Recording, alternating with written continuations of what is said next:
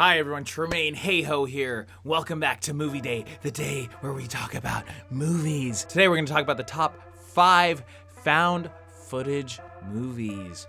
Ooh, what are they?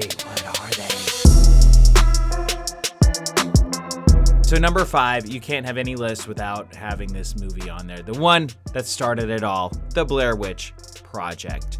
Yes, the Blair Witch Project started this whole thing. I don't think it was the very first one, but it was one of the very first ones, the first very successful movies. It's on this list because it can't not be on this list. You can't make a found footage series list without Blair Witch. It's just the staple. You just have to talk about it. Am I the biggest fan of it? No. I think the shaky cam was a bit too much. I think the emotions were a bit too much. The way too close-ups, like you see the girl's snot in her nose. I'm so scared. You know, it's like, all right, you can't really, it's been knocked off so many times now, you can't really take it seriously. But I give credit where credit's due, where it started off a whole bunch of other movies that came out. So that was number 5. So number 4, Wreck. Wreck is a Russian, I believe it's Russian, found footage movie. Very creepy, very scary. That's a bit higher budget. Well, a lot more higher budget than the Blair Witch Project. I think they made Blair Witch for around $20,000, $30,000, something like that. So Wreck is a lot creepier, really gory. There's like a haunted house situation, ghost. I don't remember a whole ton of it, but it spawned a bunch of sequels, and for the right reasons. They were very scary, very out there. More horror. Number 3, it's a tie between Creep 1 and Creep 2. I love this sequel, or these two movies. Very creepy and very simple. It's really just two characters, a cameraman and the lead guy. The guy needs a cameraman on Craigslist, and it turns out he's wants him to film him because he's gonna die. I'm not gonna give away any spoilers, but it does get to be very creepy when you find out that this guy might also have ulterior motives.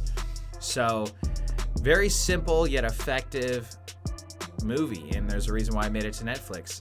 Mark Duplass, the lead actor in the movie, was also the lead filmmaker in the movie. So I feel like people that can lead a movie and also be making the movie, those are the talented people.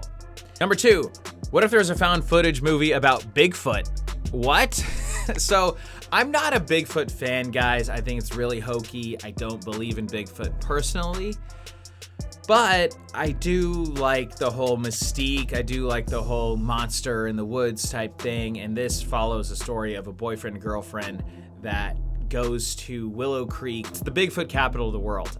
And so, of course it is, right? It happens to be in Northern California. I recognize a lot of the place because I'm from Northern California, and you know, you can see all the trees and such. But it was a different type of found footage film where it wasn't so flashy. It wasn't trying to do too much. It didn't, there wasn't music and stuff. And I learned from the filmmaker, Bobcat Goldthwait, that he wanted it to be like literally the start and stop. Like every single take had to have a cut in it, right? So it had to make sense, because he says, oh yeah, what happens if you find this footage, then all of a sudden it's like edited and has a bunch of music behind it and all these things. Like, no, if it's actually legitimately found footage, it has to be authentic.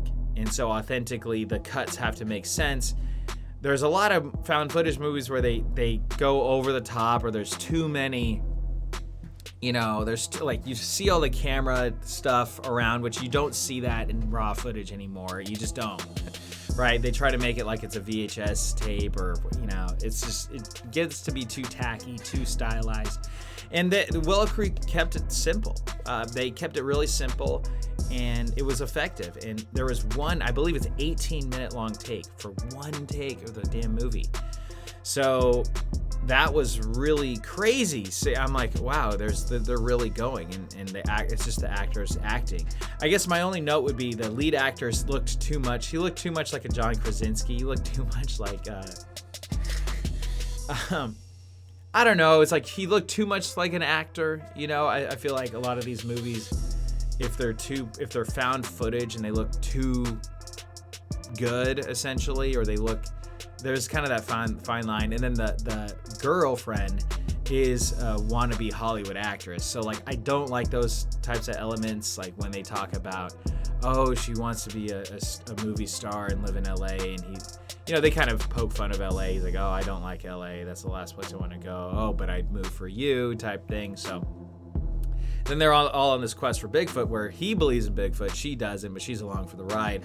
So you get that kind of dichotomy of the two characters, one that believes in this stuff and the other person that doesn't, and is kind of making a joke out of all this. But the lead guy makes a joke out of all of this, but he's taking it seriously though too. And also what I really like about it though is that they took the townspeople seriously. They didn't really try to make fun of these people at the town. A lot of times you see like some hokey redneck type people from a small town, they're always like the butt of the jokes, but they're not in this case. They're treated normal, like normal characters, normal people. Like he's doing this actual documentary piece on Bigfoot, or the place where they filmed the original Bigfoot video. Which brings us to our number 1 found footage movie of all time. It's actually a found footage series, and I was lucky enough to get a sneak peek. I know. It's like when you're a film critic and when you're highly connected and with these filmmakers. When you're so highly connected with these filmmakers, I mean, you get early sneak peek screenings of these things. It's called The Jinx. It's about... You guys will get why I'm laughing soon enough. It's called The Jinx, brand new found footage series that just came out. It's about a guy and his girlfriend go to Lake Tahoe to celebrate her 25th birthday. Turns out the 25th birthday for all the women in her family is not so good. Her mom died at age 25. The grandma died at age 25. So they're there to celebrate the 25th birthday, but they don't really believe in it. But is there something happening? Is there not? So it's a 4-part series. It's up on YouTube right now, so you guys should definitely check it out. So yeah, what do you guys think about this list? Okay, I have to address this. Paranormal Activity is an honorable mention. Not because I like the movie. I didn't like the movie because nothing really happens in it. But for what it was really a marketing genius. Like, they really marketed it incredibly well. And you gotta have the hats off to them. But I'm keeping my hat on. But that's okay. So honorable mention there. I can't make a found footage video without acknowledging it. But yeah, so check out these other movies. What do you guys think of these movies? Are there any movies that I might not have in this list that you would like to have on this list? All right, let me know in the comments below. And as always, subscribe so every day can be a movie day. I'm your host, Tremaine Hayhoe, signing out.